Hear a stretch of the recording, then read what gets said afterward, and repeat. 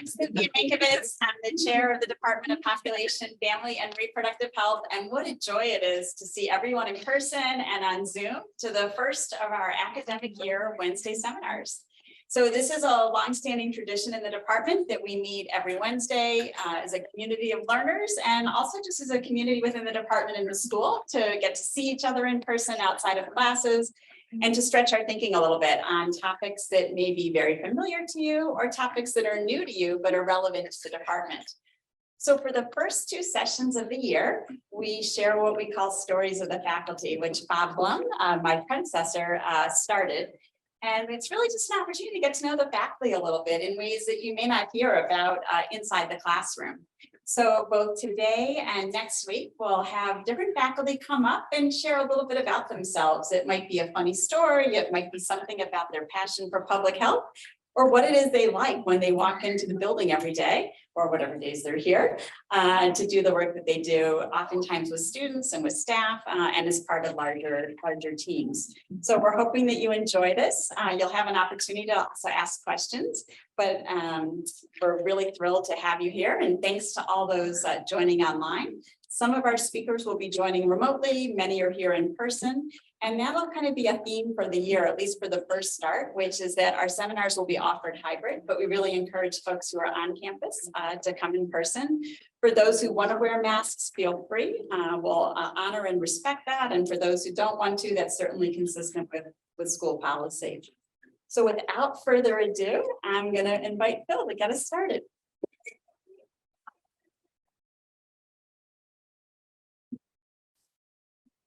Thanks, Cynthia. Hi, everyone. My name is Phil Anglewicz, and I'm an associate professor in the Pop Chem department. And when I think about the path I'm on now and what kind of led me to this path and what motivates me to wake up and do research every morning, really goes back to my time as a Peace Corps volunteer in Malawi, where I served 25 years and about 50 pounds ago, northern region of Malawi. So I was there for about 2 years in a village called Parembe. And this was between 1998 and 2000. And as some of you might know from the time, this was really peak HIV epidemic in Africa, especially in Malawi. So I think according to most research at this time, this was the period that had the highest incidence rate of HIV. And that was certainly a big part of my experience there on a daily basis. So, I'd go to one funeral a week. I had friends that passed away. And they were losing, friends and family members on a pretty regular basis. So it was just, terrifying time with a lot of uncertainty and fear for not just rural Malawians, but really the whole region, in sub-Saharan Africa. And so that's what brought me to Malawi, was teaching people about HIV/AIDS. So I went around to health centers and schools and other community centers and gave a talk about, epidemiology. No, I just want them to think I'm here.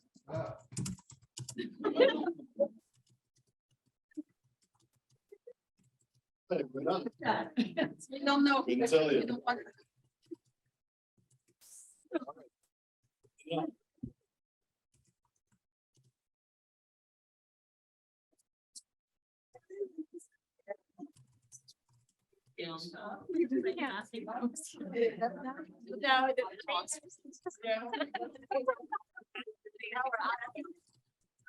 It's like everybody.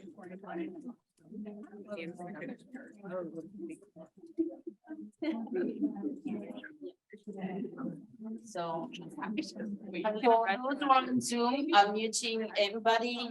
Thank you.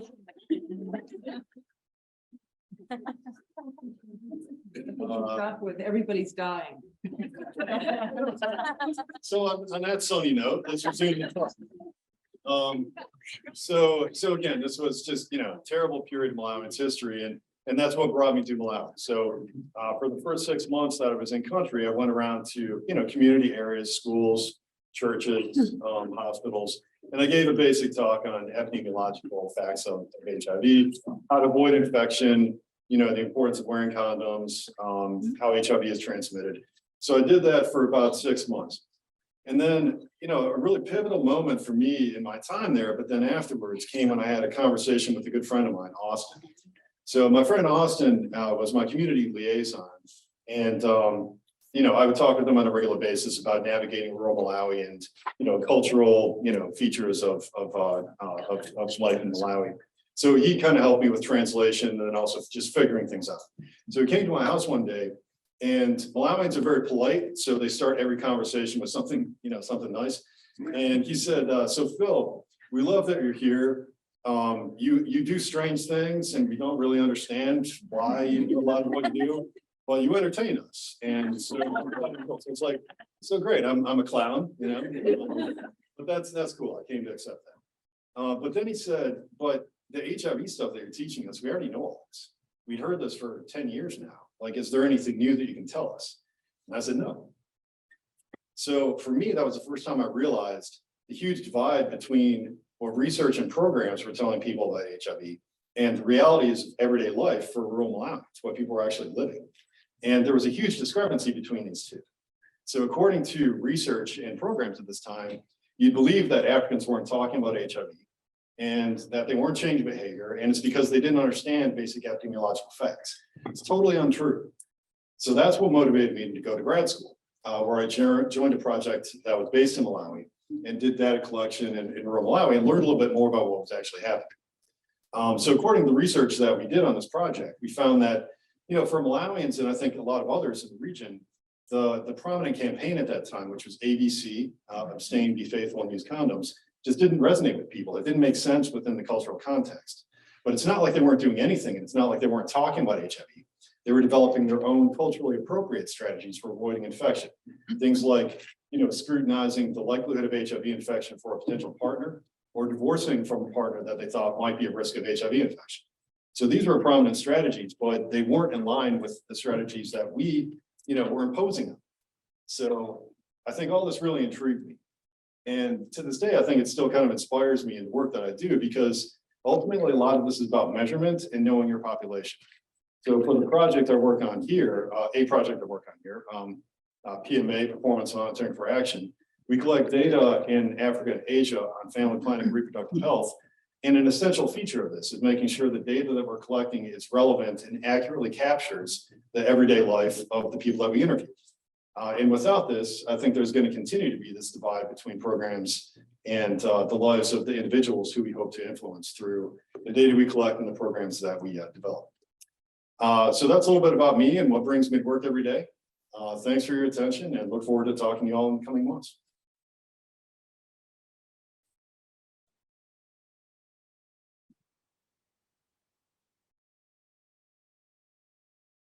Okay, Bill and I should have discussed beforehand, because actually there's a lot of overlap with my own story, including the ABCs, but we'll get there in a second. So I'm Suzanne Bell. I'm assistant professor in the department here. I am trained in demography. I got my PhD here in the department. And my work focuses on fertility-related behaviors like contraception and abortion, and barriers that people encounter to achieving their reproductive goals. And when I was reflecting on what kind of drives my interest in this work, I thought back to my own experience also in Africa, in Tanzania, right after I graduated from undergrad. And I was working, volunteering, and then working with an organization that did HIV/AIDS testing and education. And I worked with local counterparts in the village where we lived, teaching in the schools nearby about HIV, how it's transmitted, about the immune system, but also about sexual and reproductive health more broadly. And we realized very early on in our stay that the existing sexual and reproductive health education was quite minimal. And so we were trying to provide kind of a broader foundation, because actually in the setting where we were doing this work, the HIV prevalence was quite low, but we saw a lot of teen pregnancies, early parenthood. And I was drawn to these young girls in our classroom. They were already sexually active and clearly didn't have the knowledge and information to equip themselves with the means necessary to prevent an unintended pregnancy.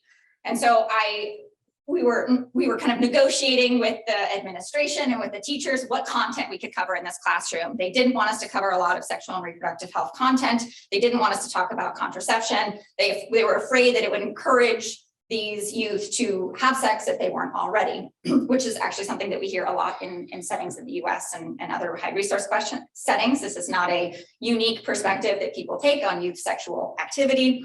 But the negotiation that we reached was that if students brought up the questions or put a question in our question box in the back of the classroom, we could answer those questions. And so I was, of course, scheming. Well, of course, I'll just put some questions back in the box, and then that'll allow us to legitimately cover this content under the auspices of our agreement. But luckily, as to be expected, there were ample questions about contraception and sex and all sorts of topics right from the get-go. And that allowed us this opening to be able to talk about effective contraceptive methods.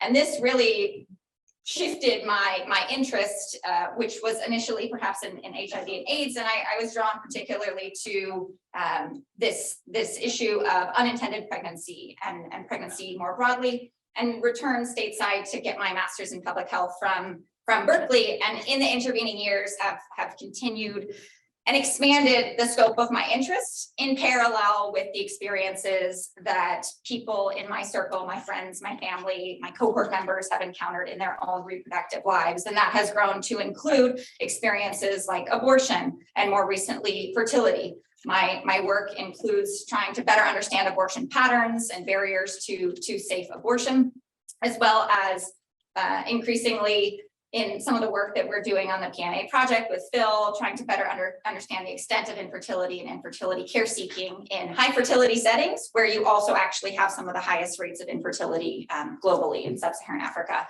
And so this has also kind of paralleled personally my transition into parenthood. I had a child last year, and I think that's really further cemented my passion and dedication to this topic and this space. Experiencing the joys and the challenges of pregnancy and childbirth and parenthood. I think you can only feel that much more committed to ensuring that people can decide whether and when to have a child, and that's really what drives my work and brings me to this building day after day. So I look forward to meeting many of you over your program, and just give me a shout if I'm here, or shoot me an email. I'd love to meet with you.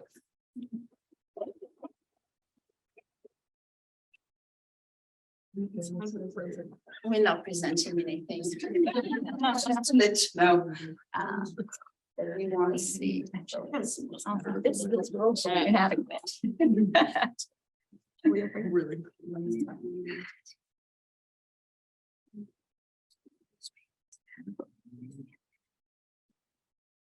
I just have like a lot really quick.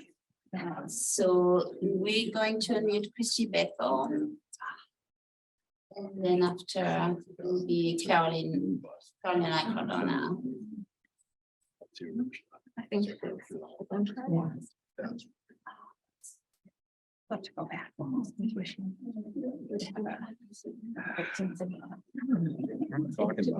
Yeah. Did you have the mic? Yep, that's awesome. Works. Christy? Yep, I'm right here. Can you hear me? Awesome. Thank you. Yep. Yay. Okay, let me know if you want me to share a little. Go ahead. Yep. Go Okay, ahead. so hi, everyone. I can't see who you are in the audience, but some of you might already, I don't know, be working with me. We have a lot of students that work with my center. It's called the Child and Adolescent Health Measurement Initiative. And I've been at Hopkins since 2014 and have been involved in public health really, I think since I was a child. I'm not sure. I think I was born a public health advocate. So I grew up in California right when Medicaid was started. So, and I was actually, we were a family that was on Medicaid and lots of other public assistance. So I have a lot of lived experience of how our programs work together to support children and families. And it just became really a passion of mine, helping empower what I call self, family, and community-led healing. It just seemed like a lot of the problems that were going on were about lack of support, information, and attending to all the things that were really about daily life versus medical problems. And so I've always been really passionate about looking at all the, kind of determinants of health. And yet we didn't really have any focus on that. I didn't know that though, because I got all the way through my graduate training with an MBA and MPH thinking I would go help run one of these wonderful health systems out there that's really focused on promoting prevention and health promotion and well-being, only to find in my work in California, I was part of a group that was helping advise the governor actually on universal health insurance. And I did a lot of financial analyses on what would the different benefits packages be and be able to cover everyone, and noticed that there really wasn't anything in these benefits for health insurance that really had much to do with children, for one thing, or certainly prevention or health promotion. And remember, this was a while back. And so I got to learn about the importance of financing and how we can pay differently to give incentives in the system, to start incentivizing payment models that would encourage prevention. So if you get paid just when people are sick, you're not incentivized to really help follow up on all the incredible opportunities we have to promote well-being. So in any case, that really turned my career around. I just realized I had to get into policy. And then when I got into policy, I was in DC in a fellowship. I realized there was no data to influence policy. And so I ended up getting a PhD in public policy with a huge focus on quantitative methods, econometrics and measurement methods, in order to try to drive what at that time was an absence of any performance measures at all that really looked at health outcomes and performance of the system. And so that became a really big focus for a long time, so that we could say what's happening with children and how do the pieces come together, and put some system performance measures in to try to team up with financing to drive the system. And so my journey really has been organic, but it's never changed this belief and knowing of what's possible for health if we can work together in communities and in systems and be incentivized and trained. There's still a lot of gaps, but at least now we have some information and data, and we're having the right conversations in public health and healthcare, bringing together public health and healthcare. And so my work at the Child and Adolescent Health Measurement Initiative, we focus a lot on what I call top-down data in action, taking some of the data that now exists based on some of our work and getting it out to people so they can use it for advocacy and education and research, the National Survey of Children's Health, and then our bottom-up data and action work to really give tools to communities and practitioners and families to learn about their health and partner with each other. And that's part of something we call our cycle of engagement work. And then most importantly, what I call the inside out work of continuing to do some research as much as possible to keep putting out the possibilities. And so always pointing toward, yeah, we have these problems, but here's what's possible. And if we did this, we could do that. And so that's sort of the way my research goes, is really looking at what I would call positive deviance. Where are we seeing things better, and what's that about, and how can we learn about that? So I think I've probably taken 5 minutes, but I am welcoming all of you to learn more about the work if you're interested in data to action and engaging families and communities in that process. Did I take my time, Dina? How much this is. Yeah. We're just gonna open up the mic now. Thank you, Christine. For Okay. Carolina. No, you're here. Great. Yeah. Yeah. Thank you. Where's yours? Thank you, Dina. Hi, everyone. My name is Cardona. I'm an assistant scientist in the department, and I am a health economist by training. And my area of research is economic demography, with a specific focus on women's health, sexual and reproductive health, and family planning. I am particularly interested in this area because what brings me to this building comes from prior experiences when I was growing up in Bolivia, where I would see, I participated of an impact evaluation of a program after I graduated from undergrad with a degree in economics. And we were evaluating this intervention that was developed by the Spanish agency Corporation, where they implemented a program to work with community health workers and train them in order to increase the coverage of pap smears from women that were living in the outskirts of one of the largest cities. And they were particularly focused on pap smears because this area of the country had a large prevalence of cervical cancer. Conducted impact evaluation was very interesting. And we randomized the areas where one of the areas had the CHWs, they were trained, and they also received the pap smears free of charge. But then we also had the other area, the comparison area, that didn't receive the intervention. And then when we did the evaluation, we did find that the coverage of pap smears increased in the intervention area, and it compared to the non-intervention area.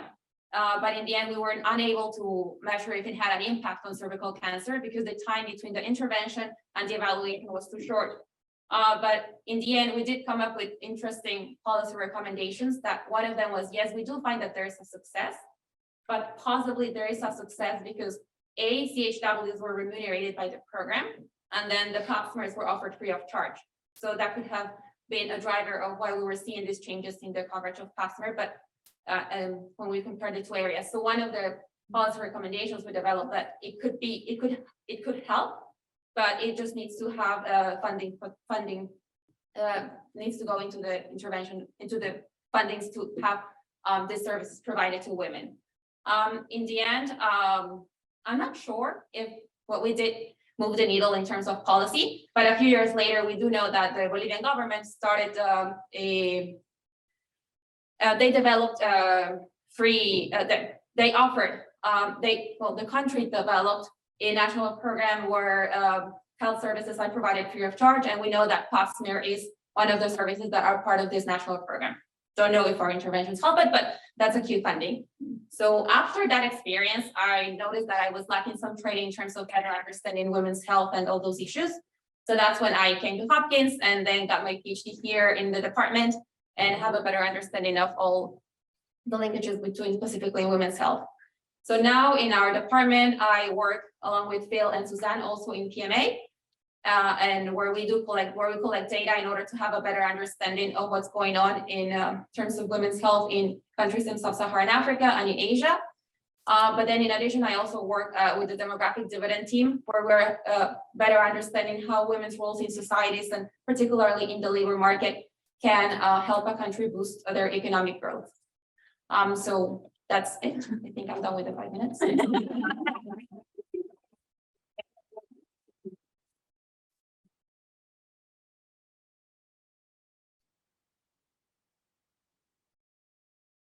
Hi, everybody.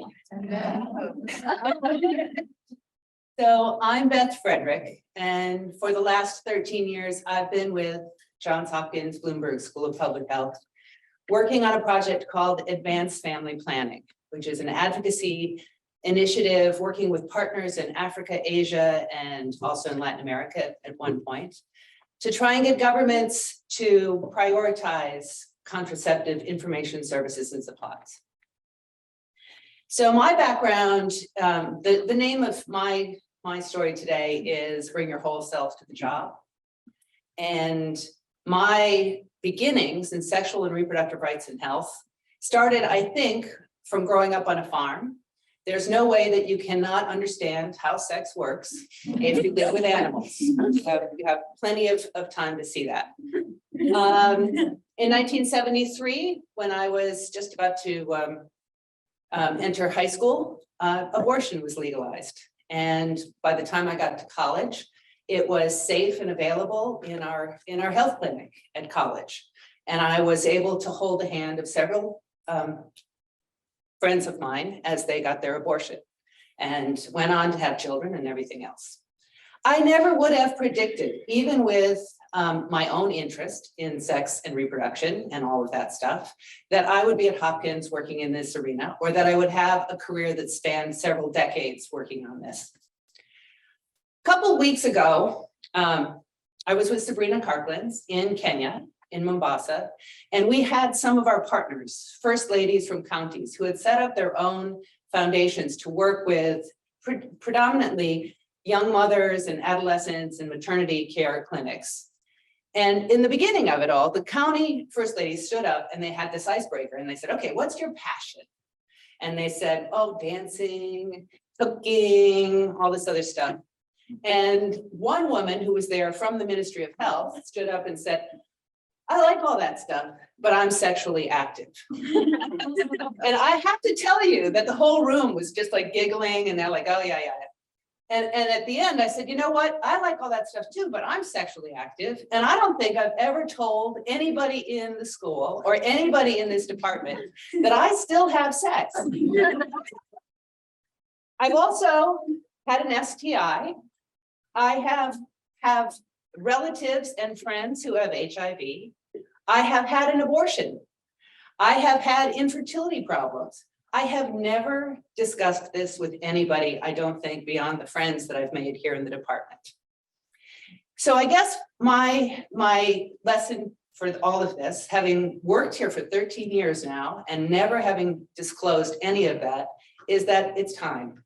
It's time that we all bring our whole selves to the discussion of population, family, and reproductive health. I'm now incensed by the overturn of Roe v. Wade. Incensed. My whole life and my whole career dedicated to this has been problematic in the sense that now women don't have the choice of what they want to do. I'm increasingly, our project, Advanced Family Planning, will end shortly. And I'm increasingly thinking that now is the time in the final months that I have here to look at reproductive justice and bring that more to the work. So if anybody's interested in that, as well as in learning about advocacy and everything except probably my sex life, I'm here to talk with you as well.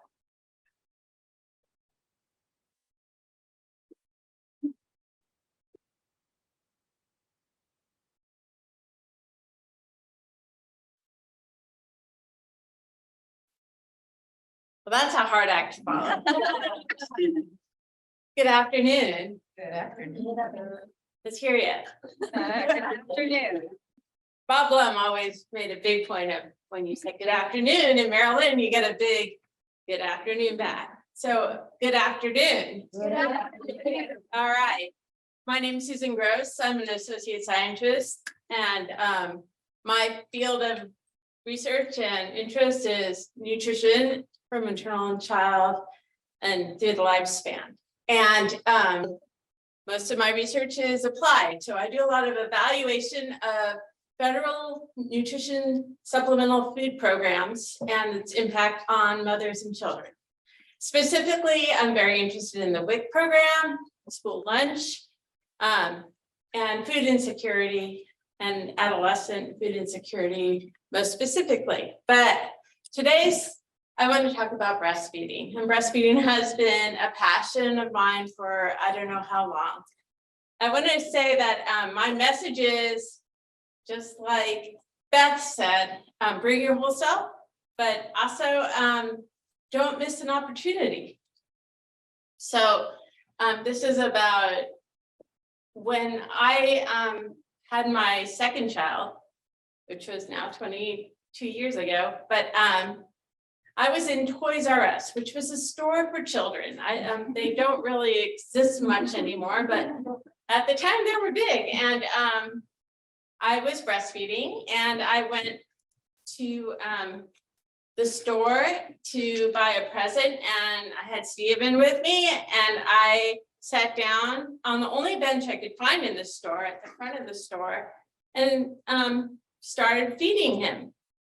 Well, first I had a cashier come to me and say, wouldn't you rather go to the back of the store? There's a chair, I think, in the bathroom.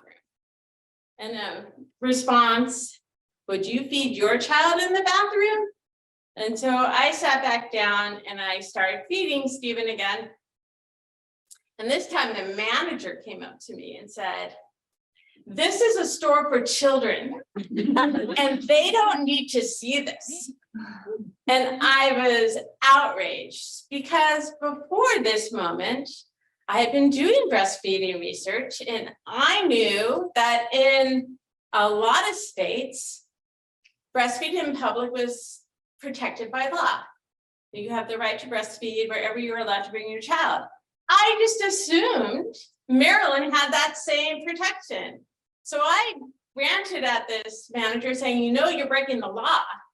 And he said, I'm sorry, you have to leave the store. And honestly, my child was screaming at this point. So I did leave the store because he came first, but I was in tears. I get on the phone and I said to my husband, can you believe this happened? This must be against the law. And he called up he actually knew our state senator, her name was Paula Hollinger at the time, and he said, isn't this against the law? And she said, no, all we have in Maryland is public indecency laws. So I was mad and I started my mission and I wrote a scathing letter to Toys R Us. And I said, you are a store for all children and you even sell breastfeeding products. You sell breast pads, you sell pumps. This is a store for breastfeeding moms too, and you should be kicking us out. And I took this letter and I CC'd it to all of my representatives and senators, and I CC'd it to all the local newspapers. And I said, you know, this has got to stop. Well, Senator Hollinger actually said, yeah, if you can help me find some wording in other legislation, we can introduce this as a bill. And so I actually had been working with Leche League. I knew about a database full of every breastfeeding law there is. There's still this database, and I can help you find that database if you're interested in it. And we took wording that would work about women who you're allowed in Maryland to breastfeed your child without harassment wherever you're allowed to bring your child. So the newspapers got a hold of this. I started getting phone calls from radio talk shows, even newspapers for Orthodox Jewish women were talking about this, and they were like, this person is asking women to be indecent. And I, you know, I had to respond, and it was a really agonizing thing. I don't like to speak in public. And so I finally did testify in front of the state Senate, and the questions I got were, if I go into a restaurant, that means I have to see someone breastfeeding next to me. And it was like, you probably won't, because we don't want to be seen. In fact, at the moment that I was told to stop, I was covered and my child was covered with a blanket. So it's not like the people who were telling me to leave could see anything. And I said, yeah, you can watch one of these award shows and see more than you would see in a breastfeeding mom. Well, the first time around, it didn't pass. Or it actually didn't get out of committee because there were people objecting. And we had gone about promoting this as the right of the mom to breastfeed. The second time around, we changed our tactic and we said, this is the right of the infant to get the very best nutrition an infant can have. And so it actually went right through because everyone believed in the rights of the infant more than the rights of the mom. But I'm happy to say that this in 2003 it became law. And now in the United States, every single state has this law. So what I want to say is take your opportunities. There's amazing times when you find out that public health, your knowledge and being an expert is important, but also your own personal experience is important, and to tell your story, and your voice matters. And you can always come by my office and talk about breastfeeding or anything else related to me. Thank you.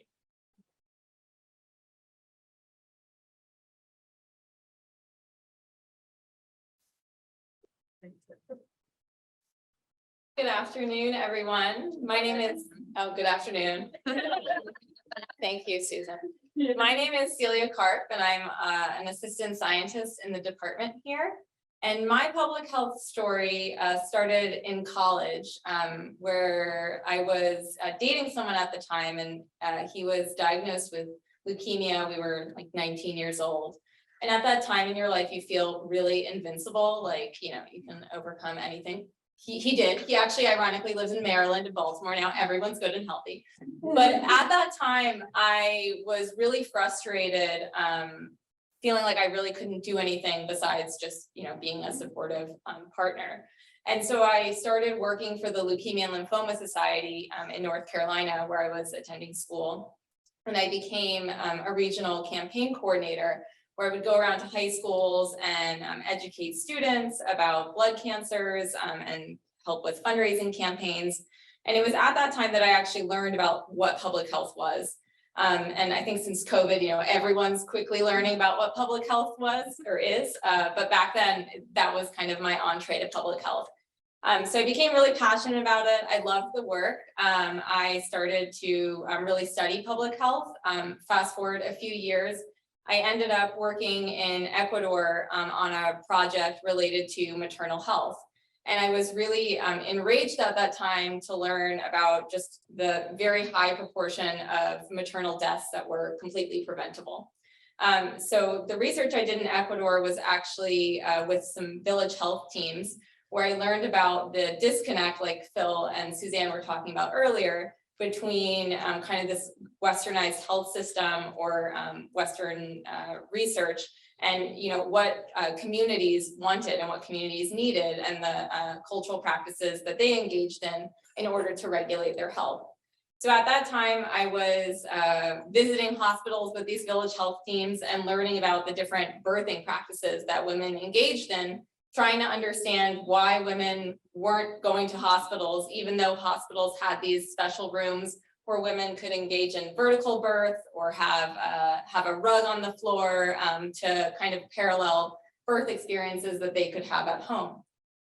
So that kind of oriented me to understanding discrepancies in the care that people received in their health system, but also the quality of that care in terms of where they sought care, the providers and the way the providers acted toward them, and then how that related to people's health trajectories, how they ended up going back to health services, or how they would completely disengage from healthcare because of the interactions and experiences that they had.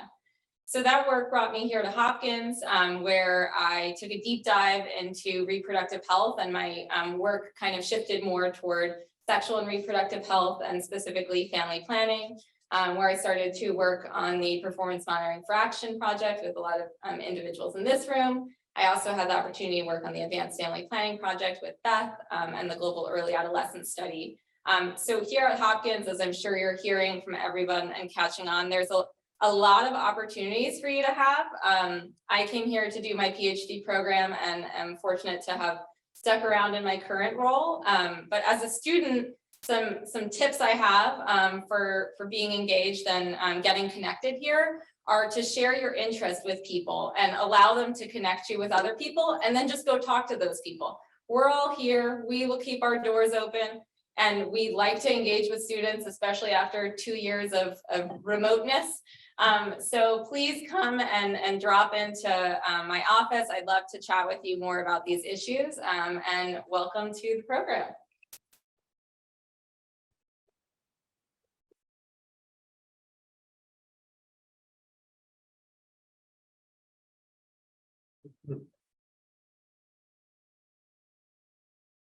Hello, everyone. My name is Terri Powell.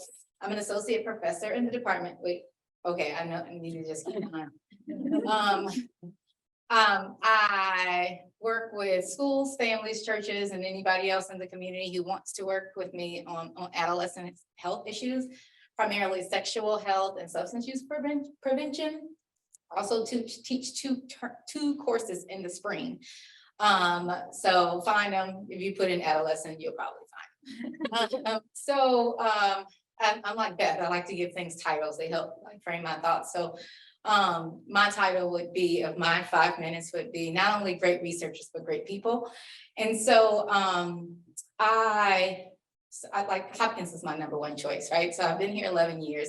When I finished my postdoc, I was like praying, talking to friends and families about like what to do next. And I decided that I wanted to become the best researcher I could be. Like that was it. Like maybe teach, maybe other, but like that was the thing. And so in interviewing all around, I came to Hopkins and I was like, this is the place. This is the place that's going to help me meet that goal of becoming the best researcher I can be. And so I was thrilled when I was offered, like months. The process took a long time. So if you think the grad school process takes a long time, welcome to the faculty search process. So it took a while. And so I was so excited. Everybody was excited for me, my friends, my family. Like I told them, like, this is the place, guys. If I get here, like it's gonna be great. And I should say it has been. But then I arrived, little thing I hadn't thought about, I didn't know a single person in Baltimore, like not one. Like I've only been here to interview, like, I mean, I'm from Chicago, like we think like we're the center of the United States, right? And so I was like, oh my gosh, like I don't have any friends. Like I don't have any friends. Like who will I hang out with? And you should know about me if you should talk to colleagues. I like friends, like I like talking. You could probably tell that. And I was like, I have no friends and none near, not even in DC, right? So I was like, wow, like I don't know how this is gonna work. I got the place. I know it'll be great there, but I don't know what's gonna happen. And so I moved to Baltimore. And you've already heard amazing researchers here, so I don't want to tell that story. I moved to Baltimore in July of 2011. And when I moved, I was moved to a cute little loft building downtown, except it was all electric and BGE had turned off all the electricity in the city because it was too hot. They were like, we need to turn off some of these grids. It's too hot. And so I was like, whoa, like this might not be the place for me. Like, what is happening? Like, I was so excited, like what's happening? And so I called the department. The then chair was like, don't worry about it. We'll put you up in a hotel. Like, you're going to be fine. Like, we're so excited to have you that you're starting. I was like, okay, this is weird. Fast forward maybe a month later, an earthquake happens in Maryland. Like, in Maryland. Like, I mean, what are the chances? I somehow lived my whole life without like crazy natural disasters. And I'm like in my office, maybe like the second day of work, and like they're shaking. I'm like, oh my gosh, this might not be the place for me. And so I was like, wow, like how could I have misread this so wrong after so many talks and prayers and all the things? And then, yeah, we were maybe in a faculty meeting and we got wind that a hurricane was coming. This may have, right? Like maybe this may have been like Hurricane Sandy. Like, so it did a lot of damage on the East Coast. They're like, brace yourselves, we're coming, like, like take heed. And I'm like, oh my God, I'm gonna die alone. I'm gonna die alone. And like my parent, like, my family, they're like, are you okay? Like, what are you gonna do? I was like, I don't know what I'm gonna do. I just wanted to come and be a researcher. And so Beth, Fredrick, and I was like, telling people how like anxious I was about this. And she was like, hey, why don't you come over to my house? Seems like you're a little nervous about this. I was like, yeah, there's just been all these things happening and I don't know what to do. She's like, just come over. Like we got stuff, we're ready. I mean, I was pretty young too, so I wasn't even prepared. Like I didn't have water, like all the things you need. I was just not ready. And she's like, just come over. Like, it's gonna be fine. And so here's the thing, I didn't go over, right? I told her this the other day. I was like, I'm a city slicker. I don't really trust people easily. So I was like, nope. I've only seen you like 2 times in the hallway. I'm not going to your house. I made it through the hurricane. And she followed up. She was like, where were you? And I also do that too. Like when you say stuff that you sort of like, it sounds nice, but you don't really want people to like follow up on. And so I was like, maybe it's that. I don't know. I was in my head. And she followed up, right? And I was like, I'm okay. Like, thank you so much. Like, I made it. Like, I was surrounded by other big buildings, all good. And she's like, well, we should still hang out. I was just like, oh, okay. Like, yeah, that's super cool. And so we did, and we still do. And like, that just kept happening with faculty in this department, right? Like, we go to plays together, we do happy hours, and like, he's not here. I heard her upstairs. My work wife, Beth Marshall, her office is right next to mine. I told her, I was like, hey, yeah, like I used to like work out a ton. I was like a lightweight triathlete. She was like, great, me too. Let's ride our bikes together. I'll introduce you to my friends. And so I just like, I came here alone and I'm not alone anymore, right? And I have been able to become, I think, the best version of myself as a researcher. But really, it's been like the support and like relationships that I built with all the other people here who've made this time, these past 11 years, amazing, right? So like I met my husband, got some kids now. I mean, like all the things, right? Like all of the things from little old me who came here by herself with no one, right? So like as hopefully you've heard through the stories, get to know people, like bring your full self, like you've chosen the right place as a research place, right? Like, no doubt about that. But that's just the start. Like, if you think about iceberg, that's just a bit, like a little bit of it, right? Like, there's so much more that our department has to offer. And so I hope that you have a similar experience as me, like meeting great people, our faculty, our staff are super, they sit right here, they like keep us running. Dina and Sylvia, get to know them, like they're your pals. Same with our finance staff and each other, right? Like you guys come from all over the world. Get to know people, share yourselves, and have fun. All right.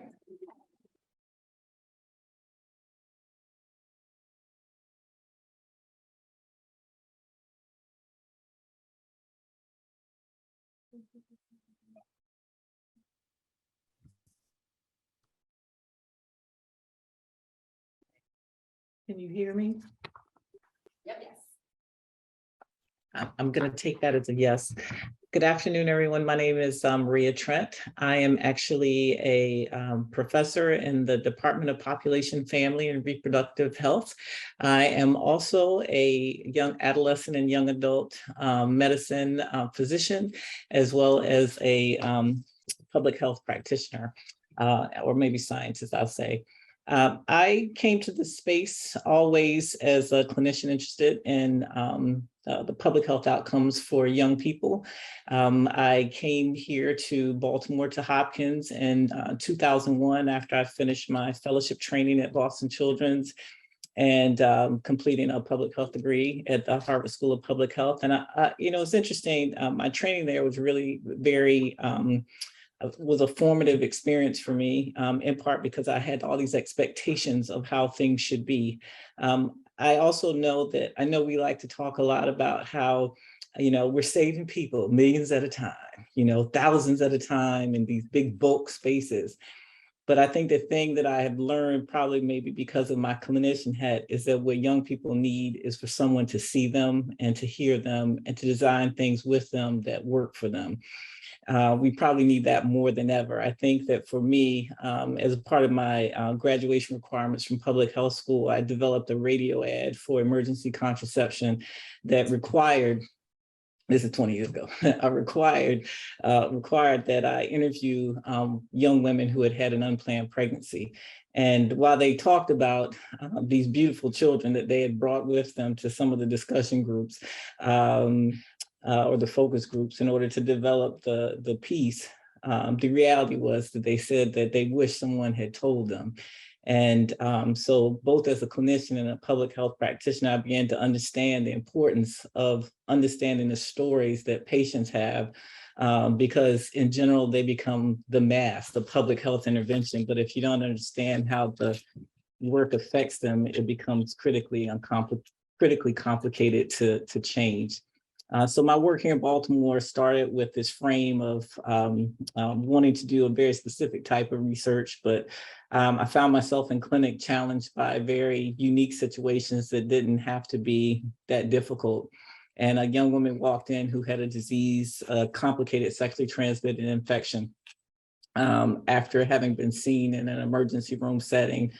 And she was read on the third grade level, second or third grade level, despite being 15 or 16. And she didn't get the right care. She didn't get enough care. She didn't get the right medicine. She wasn't told to follow up. She just showed up still in pain. And I think for me, it was the one-on-one experience that made me angry. And I decided, and a colleague said to me, Marie, you be angry if you want, or you can do something about it. And so I started my public health work with one patient and trying to figure out what went wrong. And I realized that it went wrong for a lot of patients at Hopkins. And then we did national research and we demonstrated that it goes wrong for a lot of women nationally. And that there are significant health disparities that particularly face young people and vulnerable women, usually from historically marginalized groups in the United States. And so my goal began to, and then the CDC started to shift back away from the guidelines around protecting teenagers. And that was a new front for me. And I decided I just want to be in a space where I can change how people do things for young people. And so it's taken a long time. There's a lot of research, randomized trials with vulnerable populations. And I realized I had a breakthrough when the CDC said, you've had some interesting work here, Maria, at this meeting that I got invited to. And they invited me back to come and give a talk just about PID, like a whole show, everyone. And it was like the thing I wanted. I want them to take the young people seriously. And now even have an opportunity to be a part of some of the spaces where people make decisions. We'll see how that goes. But I think for me, I guess the premise is that whatever we're doing, whatever public health strategy that we're trying to come up with, I'd encourage you to think about who it affects and the people that it affects.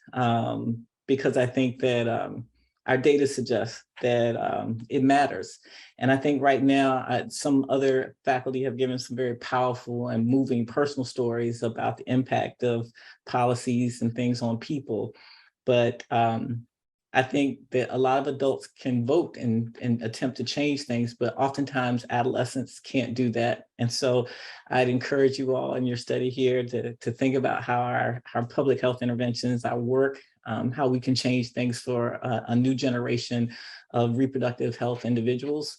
And happy to talk to anybody who's interested in trying to change things for young people. Thank you. I really just want to thank everyone for being here today.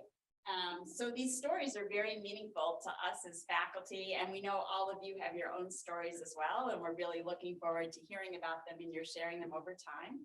Before we wrap up today, I just also want to do a huge shout out to Dina Duram and Sylvia Thomas in the front office of the department.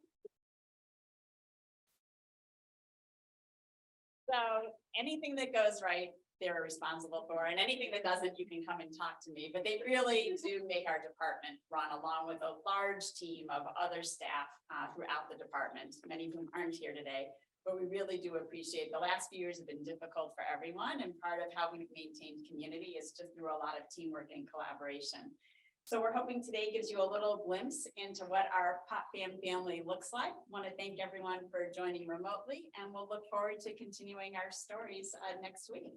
So I'll see many of you in life course, and hope everyone has a great afternoon. Thanks for being here.